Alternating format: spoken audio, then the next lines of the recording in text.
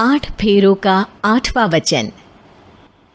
स्वाति ने इसी साल शहर के कॉलेज से पढ़ाई पूरी की है और अब उसके लिए जगह जगह से रिश्ते आने लगे हैं। स्वाति से ज़्यादा उसके रिश्तेदारों को उसकी शादी की चिंता है, इसीलिए जो भी स्वाति के घर आता वो किसी नए लड़के की खबर ज़रूर ले आता। अरे दीदी, ये फोटो देख के बताओ कैसा है। राहुल नाम है लड़के का, मेरी सहेली की बहन का बेटा है।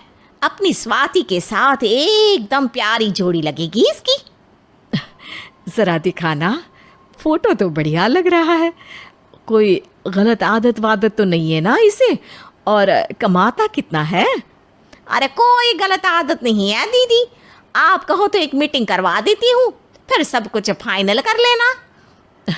हाँ, ये सही कह रही हो तुम। संडे को स्वाति के पापा भी घर पे ही रहेंगे। बुआ फिर वहाँ से चली जाती है और रात को स्वाति की माँ उससे कहती है, स्वाति बेटा, आज कमला बुआ ने एक लड़के की फ़ोटो दिखाई है। संडे को वो लोग मिलने आ रहे हैं, तैयार हो ना तुम बेटा?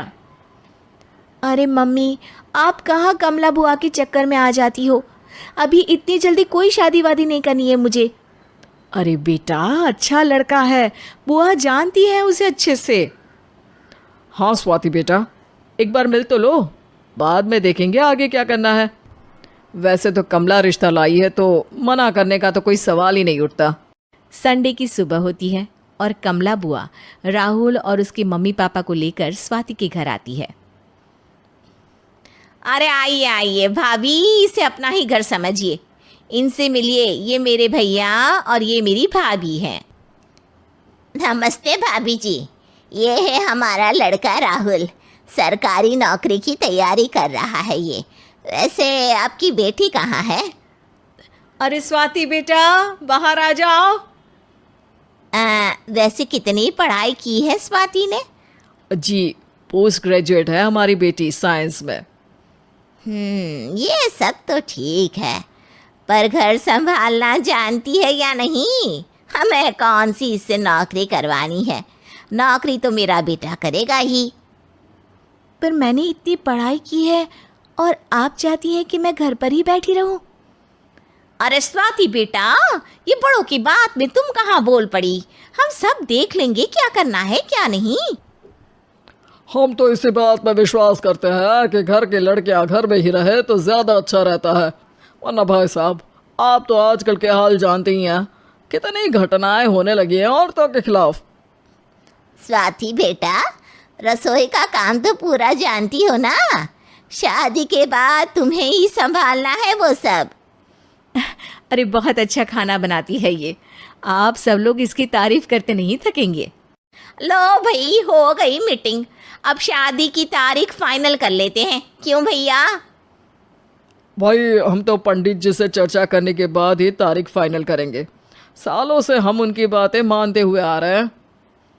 लड़के वाले और कमला बुआ की बातें सुनकर स्वाति एकदम नाराज़ हो जाती है और उसे लगने लगता है कि शादी के बाद उसे घर पर ही बैठना पड़ेगा। लेकिन घर वालों के आगे उसकी एक नहीं चलती और उसे शादी के लिए हाँ कहना पड़ता है। शादी का दिन आ जाता है और सब मंडप में जमा होते हैं। अब फेरों का समय हो गया है, अब कन्या अपने वर से 7 वचन मांगेगी। आप किसी धार्मिक आयोजन में जाए तो मुझे भी ले जाएंगे। आप मेरे माता पिता का भी बराबरी से सम्मान करेंगे, हमेशा मेरा साथ निभाएंगे।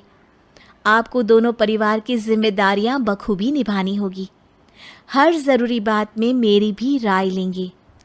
आप सभी गलत आदतों से दूर रहेंगे। आप मेरे अलावा किसी और औरत से कोई गलत संबंध नहीं बांधेंगे। ये 7 वचन पूरे हुए, वर क्या तुम्हें ये सारे वचन मंजूर है? जी हाँ पंडित जी, मैं सारे वचन अच्छी तरीके से निभाऊंगा। अरे वाह वाह, बढ़िया तरीके से सब काम संपन्न हो गया। तो इसी के साथ विवाह संपन्न हुआ और आज से ये दोनों पति पत्नी हुए। 1 मिनट पंडित जी, अभी एक वचन लेना बाकी है। अब कौन सा वचन है बेटा? मैं अब हमेशा के लिए किसी दूसरे घर में जाने वाली हूँ, तो पति के अलावा मैं अपने सास ससुर से भी एक वचन लेना चाहूँगी। अब कहो बेटी। मैं ये चाहती हूँ कि मुझ पर किसी बात की कोई पाबंदी नहीं लगाई जाएगी। मुझे सब कुछ करने की आज़ादी होगी और मैं भी विश्वास दिलाती हूँ कि मैं एक अच्छी बहू बन के दिखाऊंगी। स्वाति की बात सुनकर उसके सास ससुर एकदम चौंक जाते हैं और कुछ बोल नहीं पाते कि उतने में कमला बुआ बोल पड़ती है। अरे बेटा, ये भी कोई कहने की बात है? रानी बन के रहोगी तुम तो। वचन देने से पहले सोच लीजिए, क्योंकि शास्त्रों में वचन ना निभाने वालों के लिए नरक से भी बदतर सजा लिखी है। स्वाति की चालाकी से वहां मौजूद सब लोग प्रभावित हो जाते हैं और लोगों में बदनामी ना हो जाए, इस कारण स्वाति के सास ससुर को उसे वचन देना पड़ता है। और कैसी अपशकुन वाली बातें कर रहे हैं आप पंडित जी? हमें मंजूर है बेटा तुम्हारी शर्त। स्वाति अपनी समझदारी से अपनी बात अपने ससुराल वालों से मनवा लेती है और खुशी खुशी राहुल से शादी कर लेती है। अब से हर शादी में मैं खुद 8 वचन दिलवाऊंगा। ओम मंगलम मंगलम मंगलम।